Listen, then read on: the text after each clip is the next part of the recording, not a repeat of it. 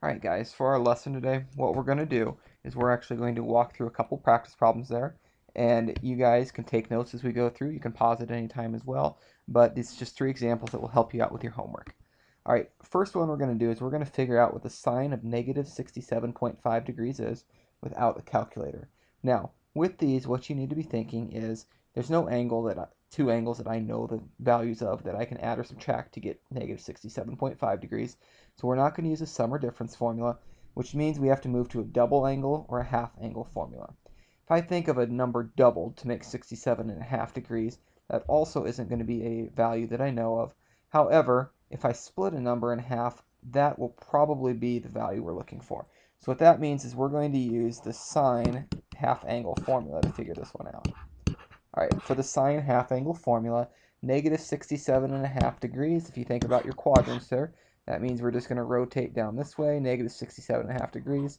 So our angle will be formed about right there, which means we're in the 4th quadrant. So that is actually going to be the negative value of the square root of, then the formula is 1 minus the cosine of that x value, whatever we have there, all over 2.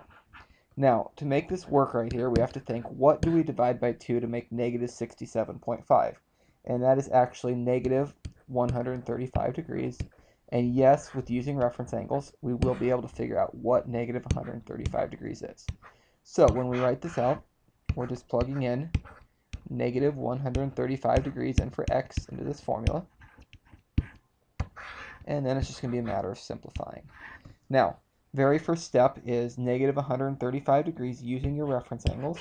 The cosine of that value is going to be negative square root of 2 over 2, because we are in the 3rd quadrant where cosine is negative.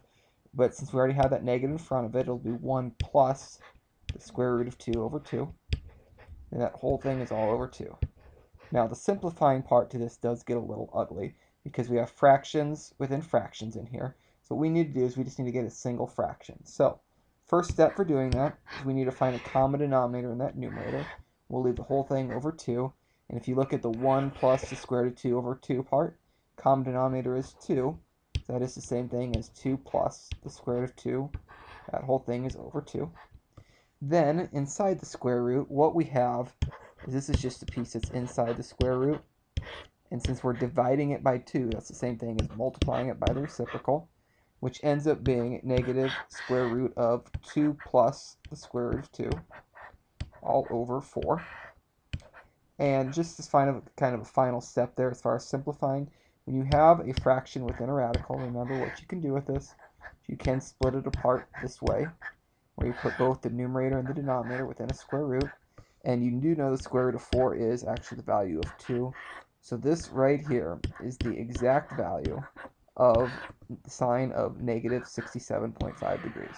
It is negative the square root of 2 plus the square root of 2 all over 2. So that's kind of the algebra that goes along with it. If you need to pause this right now to kind of get these things in your notes, that would not be a bad idea. Or if you didn't follow very well, you are more than welcome to kind of replay it. All right. Our next example then is to simplify this. And basically, just kind of looking at this problem, what I notice is this is written out as the double angle formula for tangent. So this is the same thing as tangent of 2 times that 157.5 degrees. Alright, so it's going to be a lot easier than kind of thinking of other stuff, but you're just noticing that this is the double angle formula. So what that is, that's the same thing as the tangent of 315 degrees. And if you kind of think about your reference angles and things like that, 315 degrees is in the 4th quadrant. Rotation around that way. This reference angle right here is 45 degrees. And in the 4th quadrant, tangent is a negative value. The tangent of 45 degrees is 1. So this whole thing actually simplifies down to the negative 1. So this is a lot easier when they already give you the expanded version of the formula. You just have to condense it down and figure out what the value of that is. And once again, if you need to pause it this time, that would be a good time. Alright, here's kind of the hard problem. What we're going to do is we're going to verify this identity. Now, verifying the identity gets a little bit tricky because we have this whole right-hand side that we're trying to get this to look like, and we kind of have a long ways to go with that. So, a few things to kind of go. What we have is we have the sine of 4x.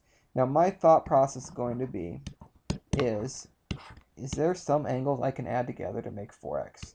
And there is, because you can actually take sine of 2x plus 2x there. Now this is just one way to do it. I'm going to use a sum formula for sine. You can also use your double angle formulas if you want to. But the sine of the quantity 2x plus 2x, if I expand that out, that would be sine of 2x cosine of 2x plus sine of 2x cosine of 2x. Now, since these two things right here are like terms, I can actually add it together, and so now I'm sitting at the 2 times the sine of 2x cosine of 2x. So that's kind of the first step there. And if you notice, we have some sines and cosines in what we're trying to verify, and I'm now kind of starting to get there. All right, the next thing that I kind of see is I have the sine of 2x and the cosine of 2x, and that would be pretty easy to actually use these double angle formulas for. So starting with the sine of 2x, its double angle formula is 2 times the sine of x times the cosine of x. So I just applied the double angle formula for sine right there, got that piece. Then the cosine of 2x, I'm going to apply its double angle formula, and since I'm trying to get like cosine cubed and sine cubed, I'm actually going to choose to use this version of the cosine of 2x double angle formula, just because when I'm kind of thinking ahead here, I think it'll be a little bit easier to get a cosine cubed sine cubed if I insert the cosine squared of x minus sine squared of x there. So that's what I'm going to do there. Now, kind of the next steps here is just simplifying it down a bit. 2 times 2 there is the 4, which I was kind of looking for up here. There was 4's up there, so that is kind of a good step then. Sine of x, cosine of x, times cosine squared of x minus sine squared of x.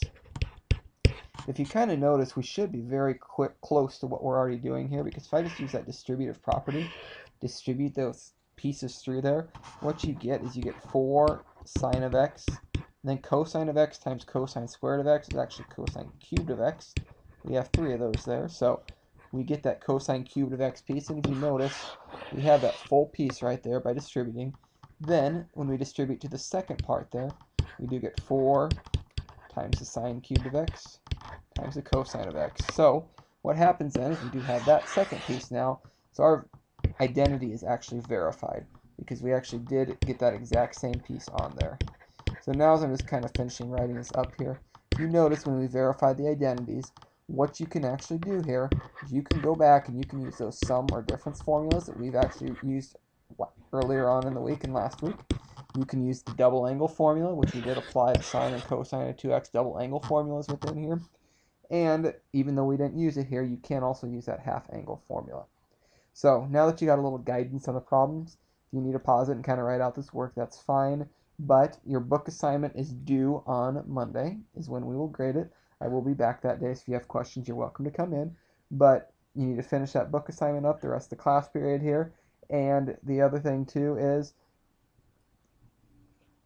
we will be kind of starting to get ready for quizzes and stuff like that coming up next week as well. So just make sure you are comfortable with your double and half angle formulas as you kind of go through this.